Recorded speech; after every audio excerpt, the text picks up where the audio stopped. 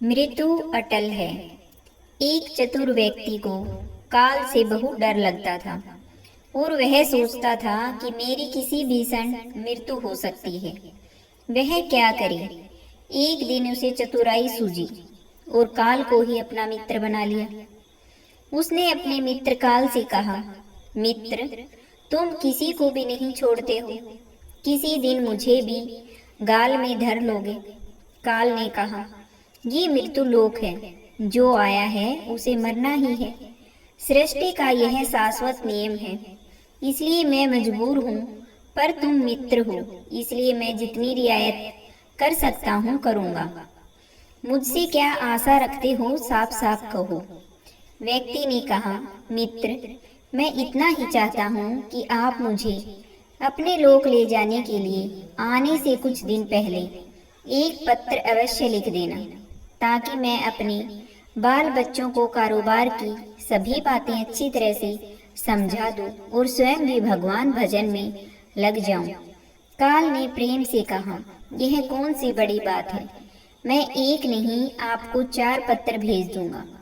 चिंता मत करो, चारों पत्रों के बीच समय भी अच्छा खासा दूंगा, ताकि तुम सचेत होकर काम निपटा लो। वह व्यक्ति बड़ा ही प्रसन्न हुआ, सोचने लगा कि आज से मेरे मन से काल का भय भी निकल गया।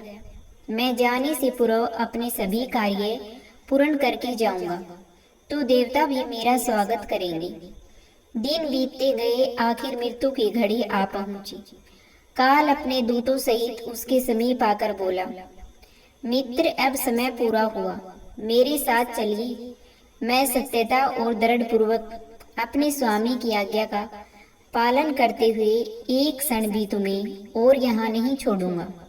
उस व्यक्ति के माथे पर बल पड़ गई, भरकुटी तन गई और कहने लगा, धिक्कार है तुम्हारे जैसे मित्रों पर। मेरे साथ विश्वासघात करते हुए तुम्हें लज्जा नहीं आती। तुमने मुझे वचन दिया था कि आने से पहले पत्र लिखूंगा, परंतु तुम तो बिना किसी सूचना के अचानक दूतों सहित मेरे ऊपर चढ़ आई। मित्रता तो दूर रही, तुमने अपने वचनों को भी नहीं निभाया। काल हंसा और बोला, मित्र, इतना झूठ तो न बोलो। मैंने आपको एक नहीं 4 पत्र भेजे, आपने एक भी उत्तर नहीं दिया।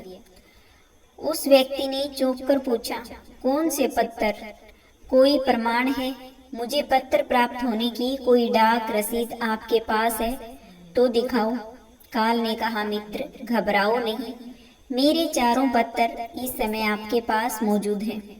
मेरा पहला पत्र आपके सिर पर चढ़कर बोला, आपके काले सुंदर बाल उन्हें सफेद कर दिया, और यह भी कहा कि सावधान हो जाओ, जो करना है कर डालो। बनावटी रंग लगाकर आपने अपने बालों को फिर से काला कर लिया और पुनः जवान बनने के सपनों में खो गए। आज तक मेरे श्वेत अक्षर आपके सिर पर लिखे हुए हैं। कुछ दिनों बाद मैंने दूसरा पत्र आपके नेत्रों के प्रति भेजा। नेत्रों की ज्योति मंद होने लगी, फिर भी आंखों पर मोटे शीशे चढ़ाकर आप जगत को देखने का प्रयत्न करने लगे। 2 मिनट भी संसार की ओर से आंखें बंद करके ज्योति स्वरूप प्रभु का ध्यान मन में नहीं किया।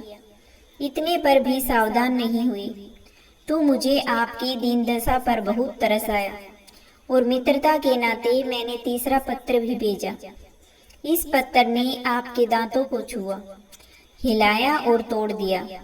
आपने इस पत्र का जवाब भी नहीं दिया, बल्कि नकली दांत लगवाए और जबरदस्ती संसार के भौतिक पदार्थों का स्वाद लेने लगे।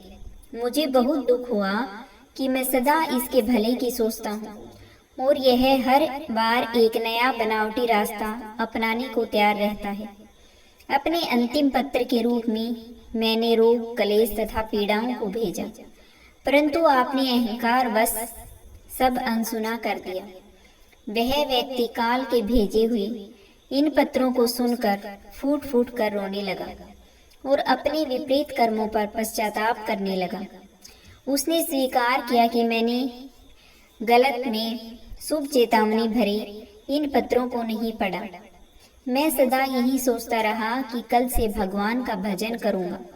अपनी कमाई अच्छे शुभ कार्यों में लगाऊंगा, पर वह कल ही नहीं आया। काल ने कहा, आज तक तुमने जो कुछ भी किया, राग रंग स्वार्थ और भोगों के लिए जानबूझकर ईश्वरीय नियमों को तोड़कर तुमने कर्म किए। उस व्यक्ति को जब कोई मार्ग दिखाई नहीं दिया तो उसने काल को करोड़ों की संपत्ति का लोभ दिखाया। काल ने हंसकर कहा, मित्र, यह मेरे लिए धूल से अधिक कुछ भी नहीं है। धन दौलत शोहरत सत्ता ये सब लोभ संसारी लोगों को वश में कर सकता है, मुझे नहीं। काल ने उत्तर दिया, यदि तुम मुझे लुभाना ही चाहते थे तो सच्चाई और शुभ कर्मों का धन संग्रह करते। यह ऐसा धन है जिसके आगे मैं विवश हो सकता था, अपने निर्णय पर पुनर्विचार को बाध्य हो सकता था, पर तुम्हारे पास तो यह धन थैले भर का भी नहीं है। तुम्हारे ये सारे रुपए पैसे, जमीन जायदाद, तिजोरी में जमा धन संपत्ति सब यहीं छूट जाएगा। मेरे साथ तुम भी उसी प्रकार निर्वस्त्र जाओगे जैसे कोई भिखारी की आत्मा जाती है। काल ने जब मनुष्य की एक भी बात नहीं सुनी तो वह हाय हाय करके रोने लगा। सभी संबंधियों को पुकारा, परंतु काल ने उसके प्राण पकड़ लिए और चल पड़ा अपने गंतव्य की ओर।